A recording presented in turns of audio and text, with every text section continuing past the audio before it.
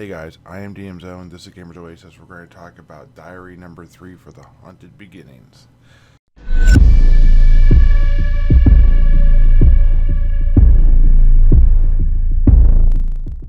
Okay, so Haunted Beginnings is a campaign I'm running in BXD&D. It is the basic expert Moldvay edition Dungeons and Dragons. It's set in 1981. That's about all I'm going to say about that in this video. Check out my other videos if you want to learn more about that. Alright, so we're doing uh, the starter campaign module, I guess you could say, from the basic book called The Haunted Keep. And that's going to be sort of like the jumping off point for everything. I've made a city, change that. I've made a village, that's a large village, just outside of Rodemus Keep, which was now been abandoned for 20 years. You can check out my prior two diaries to kind of get an idea, first diary at least, to get an idea about that. I'm kind of going to change how I break this up. See, when you're starting an older edition of the game and you are trying to do a digital game, which caters to people that enjoy, who are probably younger and more computer savvy and used to doing like Zoom meetings and that type of stuff, they're probably playing more of a 5th edition game versus an older version of the game. So you're going to run into some conflicts where maybe people that enjoy older games enjoy in-person gaming or with pen and paper. So it's kind of like the extremes of both ends trying to find where they overlap. So it's been a little bit of a difficulty to get people to join up and play anyways. And it's hard digitally to get a group to show up every week because you have that disconnect. You don't have that community where you know each other. You get to make phone calls and talk to each other and that type of stuff. I mean, we do stuff like that, but we're not really getting the same level of feedback, I guess you could say, as an in-person game. You can imagine what I'm talking about. Anyways, so this week we had the same problem. I have a total of 3 active players. I've usually had 2 to 3 people every week talk about making characters. At the end of this game, I've had 13 people interested, and only 3 actually show up to make characters, and they're still playing. I've had 6 characters rolled, and I don't think that's a hit on me, but I will say it is a bit of a on the ego. It's a little bit of a what am I doing wrong? What do I need to do? Now, some of you may know from my prior Entropia Universe vlogs that I deal with people, and I deal with people not always in the typical way. So I have maybe different opinions of people than some other YouTubers that don't have any interaction with people and are not leaders in their workforce. I would consider myself more middle management, whatever, but I am in charge of literally of an area. So I don't know if that would make me middle management. I do have a boss, but I'm very much in charge of my space, of whatever that is. And then I have a team that works for me. So, up to 10 people. So, dealing with these type of things is something I'm used to. And I don't want to get too much into that because it gets off into the weeds. But, so running into some resistance is something that's a little bit frustrating or difficult, but it's not something I can't get past or overcome. And there's a couple things I was not pushing hard to do because I didn't want to have too big of a response. And I wanted to make sure I got the right type of people versus the getting a bunch of people and then have to be like, I really don't want him and I really don't want him because their personalities are really clashing and it causes problems. And if any of you guys have been playing D&D as long as I have, when you have to remove someone from a game, it is actually far worse than never having that person in the game. I would much rather start slow and build up to what you want versus have too many and have to cut back because people's personalities aren't mashing up, or we just have too many people at the table, and that can happen. So week 5. I've actually got 3 games in. Um, First 2 weeks I did a one shot, so that's a different campaign thing, and that was just trying to generate interest in this version of the game. So now we're into this, and it was kind of a letdown. I had one player that couldn't make it. I had another player that was switching jobs, so they had to leave a couple hours into it, and then we had just the one player. So it was a bit of a ugh. Anyways, let me tell you what happened. Let me get here real quick so I can read my notes. Okay, so I wasn't overly worried about the fact that I only had 2 active players and I had a PC that I was playing as like an NPC, because I already had 3 additional NPCs. I had Raynar, the cleric, I had Darla, the thief, and I had Hiddick, the fighter. And with those 3, I felt that it was safe for them to go into the dungeon and explore a little, because they had made it to the entrance of the dungeon, Rodemus Keep, East Tower. And they were kind of wanting to go into the tower and do that type of stuff. And I felt like that was important for them to take those steps in. And I felt like they would be cautious enough with only 2 of them there, even though they had these NPCs to back them up, that I didn't need to put extra pressure on that. And I think I was right. They did take a very cautious approach. They had actually run into a patrol that was a hobgoblin leader with 4 goblins, and then it had 3 rats. And they captured one of the goblins because they put it to sleep with a sleep spell. They interrogated it. They found out that there was a trap in the main entranceway between the first door and the second door, or like an intermediate door and an outer door. And the way the trap was described to him was, you're going to see a bunch of mud. Inside that mud, there's going to be a pit trap that's going to be very dangerous to those, especially in heavy armor, because you're not going to be able to push off the bottom, and you're not going to be able to swim, so it's going to be very devastating. And they took that as okay, and they let the goblin go to some degree. That may or may not come back to haunt them in the future. We'll decide that in the future. And they found a way around it. When they got there, they opened the door, they looked, and sure enough, it was just as the goblin, not the hobgoblin, but the goblin described. The pathway was on the left side of the pit. It did look to be a deadly pit. They didn't actually go into the pit and look. No one wanted to venture into the mud. I think they were a little concerned about what might live in there. And that's a fair point. This is old D&D. These type of things do happen. They went through that doorway, and the doorway splits left and right. It's only a 5-foot wide hallway. It doesn't open into a big room. It opens up into literally a hallway. So if the door is facing south, so they're heading north as they go into the building, they found that the walls are 15 feet thick or so between the outer door and the inner door. So once you got past that foyer hallway, where it was only 5 feet wide again, but that was like the way that you went into the keep, then it opened up into a T section essentially, which was one that went east and right, or left, or east and west. East and right, come on now.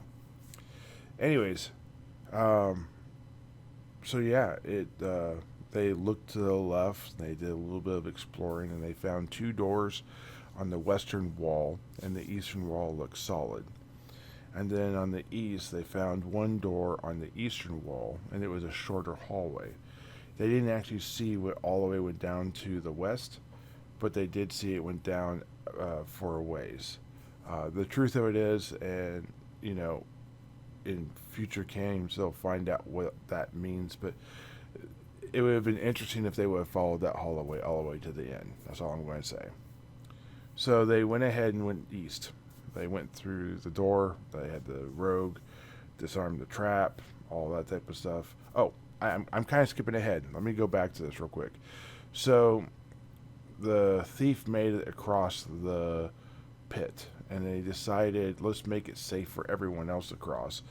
So they had everyone hang on to a 10-foot pole, and then they had 2 people and the first and last person that crossed the pit were the only ones at risk, really. They had to make a dexterity save. And they had that be the thief, essentially, or someone like the thief in light armor, so that they wouldn't drown, and everyone else just held onto the pole. The way I'm treating that, and I do this again later, is that, it's a dexterity check to cross. You are walking across slippery mud. It's not exactly 100% safe.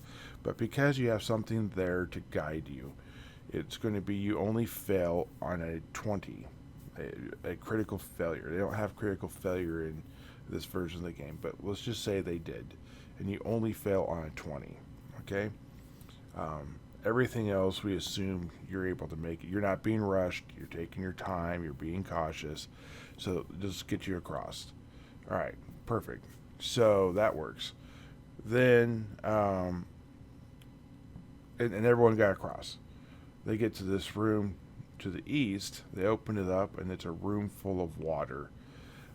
It looks like the southeast corner is lower than the rest of the room, and that is filled up with water that has come in from the roof above them.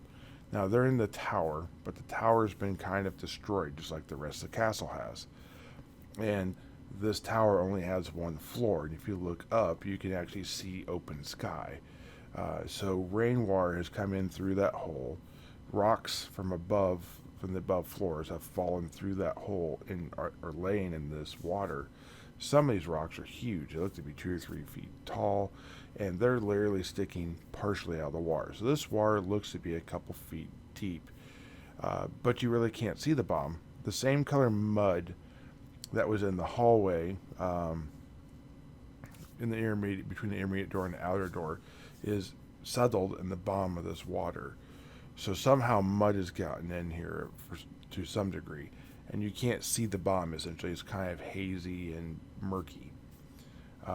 But in the mud, they can see that there's a statue. It's a marble statue, one of those ivory white marble statues that's, moderate in range. They're not one of the super cool ones with like the veins on them and everything of different colors. Excuse me. But it's just one of the typical, what you would see in a historical site. And it's some sort of female wearing robes with outstretched arms. And she's been knocked down prone, essentially, and she's laying in the water, partially covered by rocks. Again, the rogue checks for traps, doesn't see anything. Rogue crosses the water, no problem. Gets to the other side, puts a pit in, not hammering it in, but wedges it between the mortar and the stone. And then someone else does that on the other side, back where the door is, and they take a rope from one door to the other door. There's only one way out, two ways out, technically. There's the hole in the ceiling, which takes you to the roof, or the second floor of the tower, or through the doorway in the northeast corner of this room, which is not very big. It was 15 feet, no, it was 20 feet by 20 feet. Yeah, 20 feet by 20 feet is what that width of that room. And basically 15 by 20 feet, 15 feet east-west and 20 feet northwest basically is water. Now, it's much shallower in the northeast section right next to the door. The water does go through the door, but it doesn't look like it goes very far. It's only a couple inches, and you can see that. But you can't see how deep it is basically directly east of the door you come in. And when everyone is crossing using this rope as guidance, and they were using the pole as well, just trying to help people across, the cleric rolls a 20 and fails, and he falls in the water. And well, actually, more than one person fell in the water, but the 20 was rolled by the cleric, and when he rolled that, I had him roll a d6 roll, and he rolled a 2. So he found the pit trap. The pit trap is actually not a pit trap. The pit trap is a sinkhole. Essentially, the floor has collapsed on the southeast corner because the floor below the tower has collapsed. Whether it was sabotage or whatever, essentially the mud below the floor gave free and the floor collapsed in. So there's a pit that's only 10 feet deep or so, where going into the water.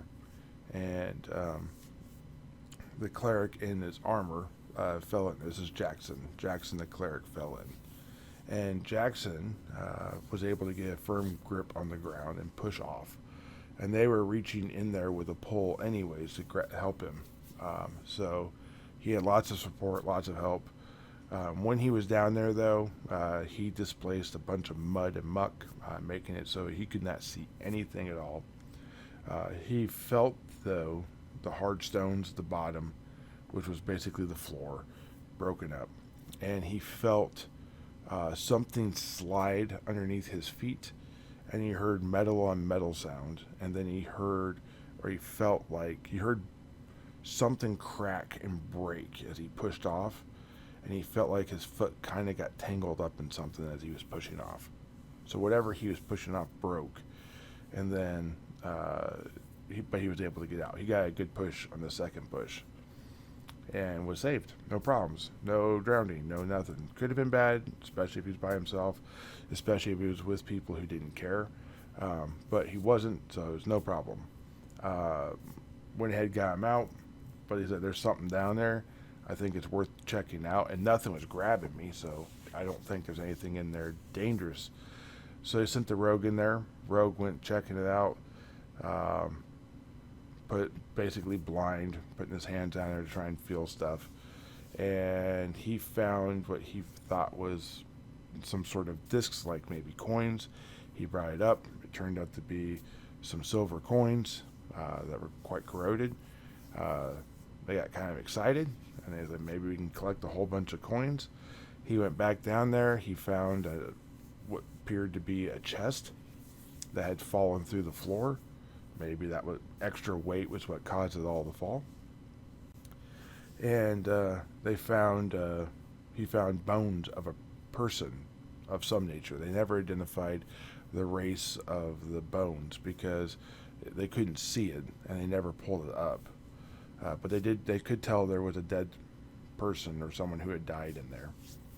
So they went ahead and went back down there. They pulled the chest out through a mixture of tying ropes to it, the halfling pushing off of the bottom, halfling being Bogsworth, and then getting it close enough that people staying on the edge of the sinkhole could reach down, grab it, and help pull it out of the water. And of course, it's somewhat buoyant because it's in water. It wasn't like he was picking a chest off of the ground, and it wasn't the biggest chest in the first place. They got it out, and it probably held at one point in time close to 500 coins to be a medium-sized chest. So they had a decision to make, what to do. Do they continue on with this pretty good-sized chest? Do they leave it there and get in the way out? Do they go and hide it somewhere in the ruins? They've already spent 2 days in the ruins collecting their hit points because they were down to 1 hit point. 2 of them were down to 1 hit point. They decided that they would leave and go rest. Not necessarily to gain back hit points because no one had taken damage, but because Jackson had to leave, and they didn't want to let the gold or the chest sit there in the dungeon. They felt like it'd be safer outside of the dungeon where the normal inhabitants wouldn't walk by and see it. They did check the next hallway, and they found that door goes to a hallway, which goes to a door, and they didn't hear anything on the other side of that door, so they didn't know what was going on, and they didn't feel like opening it. So they went ahead and backed out of the dungeon. They got it across the pit. No one fell in the muddy pit, thank goodness. They got it back to their safe haven where they've been resting. Where they've been resting is actually the blacksmith. The ruined blacksmith building. Essentially, the blacksmith used to live on the second floor, and that floor is partially there, so it offers... Whoops. It's time for me to go to work. It offers protection against weather and wind and rain, and because it's a blacksmith, it's made stone walls, and it actually has a furnace and a place for normal fire if they actually wanted to. They did dry off the cleric, make sure he's good, but I don't think they risked fire. The next couple days, they did have Jackson go look for some food, but he wasn't very successful. We'll get back into that later, if that was necessarily a great idea or if they just got super lucky that he didn't get just whacked. But yeah, we'll go ahead and go from there.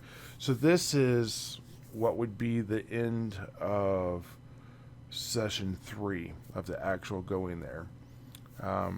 But Bogsworth and I stuck around afterwards because it was fairly early in the night. And Bogsworth and I did Be Solo. And this is where things are going to be a little bit different. So I'm not going to necessarily talk a whole lot about Be Solo in this because I want to do a Be Solo video by itself. And I'm probably going to do a multi-part. The multi-part is I'm going to do a Be Solo review, and then I'm going to do Be Solo the campaign, which is where I read the Magic Journal entries for the campaign for Be Solo. And then I'm going to talk about, at some point in time, probably after Be Solo is completed, it's fully implemented, and there's no more secrets that would hurt the campaign. I'll talk about how I integrated it into my campaign in a third video. But essentially, what I will say is Bogsworth, because he was a halfling, was able to go farther and do more than anyone so far. As a matter of fact, he's still alive in his dream inside the castle and has explored 5 of 6 rooms, and he's waiting to go into the 6th room before basically he has cleared an entire section. He has fought combatants, he's avoided traps, he has found loot. Yeah. So, if you want to go check it out, I have a Facebook group called Zones Gaming Group on Facebook. Go ahead and join up there. Check it out. In the next week or so, I'm going to be posting a living post, essentially. It's going to be pinned to the top, and it's going to be called Magic Journal. And it will keep 6 entries at a time in there. So the last 6 entries will be there. So we have entry 1 and entry 2. And then as they go through this more and more, when they get to entry 7, though, I'm taking off entry 1, and you only have the last 6. And then that will be what the players can use for information for going around Be Solo. And the Magic Journal is literally a thing that is in the Be Solo module. It's not my idea, it's their idea that they had. And I think it's pretty awesome. I think it shows kind of like a community get together, look through notes, trying to parse things out, make the best decision possible, and then move forward. And you could play it with multiple friends and do this multiple times. And this could be like an ongoing campaign that you could literally do until someone completed Be Solo. Anyways, I think it's a pretty novel idea and I like it. So I wanted to kind of do it right. And then when we do the videos on Be Solo, you'll get a chance to see what that's like. So look for those in the future. It's going to be a while, probably months, before those come out because we have to wait for them to complete it. And it might be even long. It'll be way longer than that probably for the third video to come out on Be Solo. Anyways, guys, if you want to see more content like that, please let me know down below. If there's something that you didn't like how I did something, or you want to see something a little different, or you want to see maybe more in-game stuff, let me know, and we'll go from there. I do plan when we get into like B1